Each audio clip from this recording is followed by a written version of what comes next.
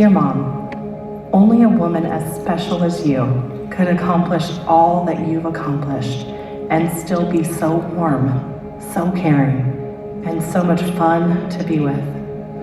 Your daughter, Debbie, 2003.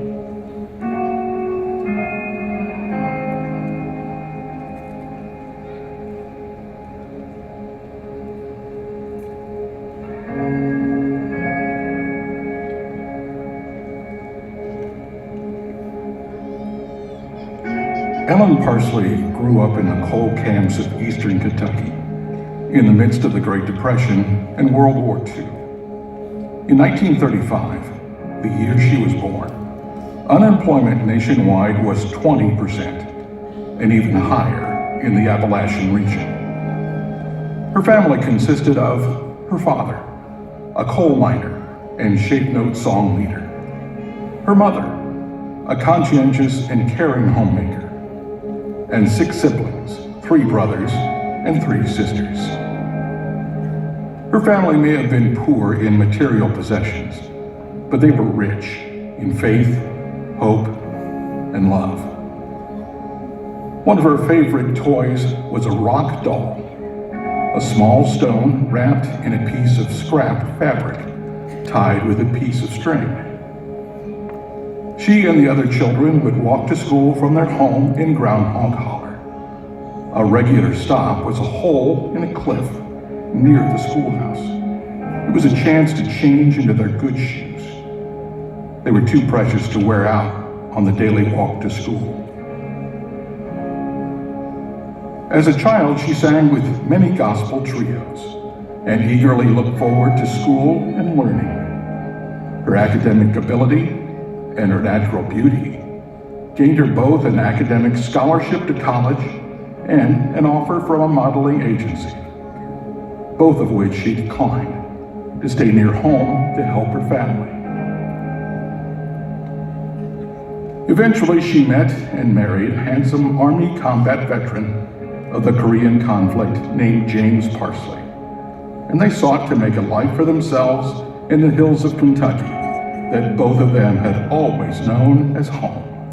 Some observers may not have given the young couple much of a chance, but their marriage lasted for 58 wonderful years, until Mr. Parsley's departure to heaven in 2013. A downturn in the eastern Kentucky coal industry dried up available jobs. Ties to home were strong, but one of her sisters had moved to Columbus, Ohio to find work, and Ellen followed her and was soon successful at landing a job. Her husband also found employment in the capital city, and with the exception of a brief stay in Cleveland, they would become permanent residents of Central Ohio. Home was just a few hours away, south down US Route 23. Hard work and faith in God were the hallmarks of Ellen Parsley's life. Her family never missed a service at their Free Will Baptist Church. She began to tithe and give offerings as soon as she came to Columbus. And even though she didn't realize it at the time, her sowing would enable her to reap an abundant harvest in the years to come. She was beginning to live the American dream, although it was not without setbacks. She suffered a massive heart fracture at the age of 29, the earliest known occurrence of its kind in medical history. The cry of her heart as she was hospitalized was simple but powerful. God, I want to live to raise my children. God heard and answered that prayer. She went on to develop a real estate brokerage that was professionally and financially successful beyond everyone's expectations.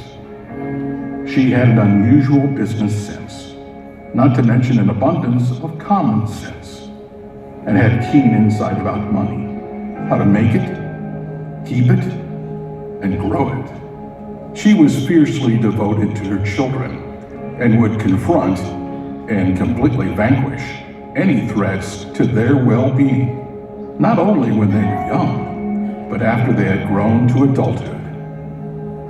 When her daughter Debbie sustained life-threatening injuries to herself and her unborn daughter after an automobile accident, Mrs. Parsley was instrumental in enabling Debbie's recovery. When her son announced his intention to fulfill his calling as a pastor, her support was crucial in bolstering his confidence and undergirding his efforts. It was her backyard picnic shelter that housed the very first meeting of the fledgling church. When speaking invitations came to Pastor Parsley, she would drive him anywhere he needed to go, sometimes all night long, in order to arrive on time for a scheduled meeting. As the church's attendance and influence multiplied, she became the business manager. She was an unfailingly faithful fiscal watchdog over the financial affairs of what became a multifaceted and multi-million-dollar ministry whose media outreach spanned the globe. For many years, Mrs. Parsley prayed that God would provide Pastor Parsley with a mentor who would help him navigate the problems associated with a growing ministry. God graciously brought Dr. Lester Sumrall into Pastor Rod Parsley's life, and he was an incalculable influence in Mrs. Parsley's life as well.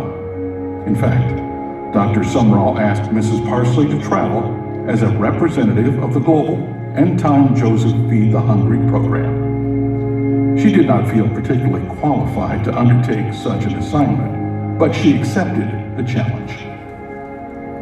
She became one of the most successful ambassadors of that relief effort worldwide. Her passion to reach the hungry and hurting continued through Bridge of Hope in the United States and around the world. It was also due to Dr. Sumrall's influence that Mrs. Parsley had the opportunity to travel to Israel. She fell in love with the Holy Land and never turned down a chance to go there. Other than Pastor Parsley himself, Mrs. Parsley was the most effective recruiter for Valor Christian College in its history. Time after time, she would point out a young man or woman in one of her meetings and say, "You need to be at Valor."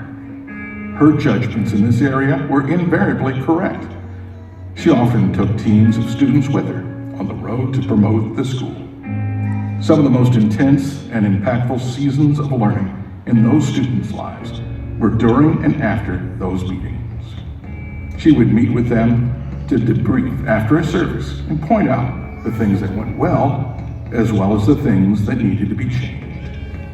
She also had a special love for pastors and would do as much as she could to provide sound counsel and godly wisdom to them as she ministered at their churches or spoke with them at special meetings. Her travels also inspired her to compile many of her ideas for best practices for ministry in a syllabus entitled Integrity in God's House. In some offices, if you want to serve, you better start now, Bible school students, watching your life. Get rid of those little boxes. Lay aside those weights tonight. Don't let them drag you down. Oh no, some of it may just be a thought. Some of it may just be a wrong attitude. Some of it may be unforgiveness that you've had for years and you just seem to can't get rid of it. That's okay. I went through that. Something marvelous happened in a place called Lovely, Kentucky. A child was born to Samuel and Eva Endicott. 57 years ago, after she was born in Lovely and then across the road a little piece, married to James Parsley in Beauty, Kentucky, not to be confused with Lovely. You can only imagine how a person's life's going to turn out. Born in Lovely and married in Beauty. And she is the exemplification and personification of both of them. Many years ago, she received a diagnosis of breast cancer, but was supernaturally healed by the power of God. She had a passion to share that same healing anointing with as many people as she could. In more recent years, as she was able to rest from her more strenuous labors, her task at hand was a diligent woman of prayer, a warrior who stood steadfastly in faith for her family and the ministry. What a privilege to have known someone so devoted to God, so loyal to her family, so involved in her church, and so completely committed to obeying God's will in every chapter of a life well lived. We are honored and grateful to be able to celebrate the life, the ministry, and the legacy of Mrs. Ellen Parsley.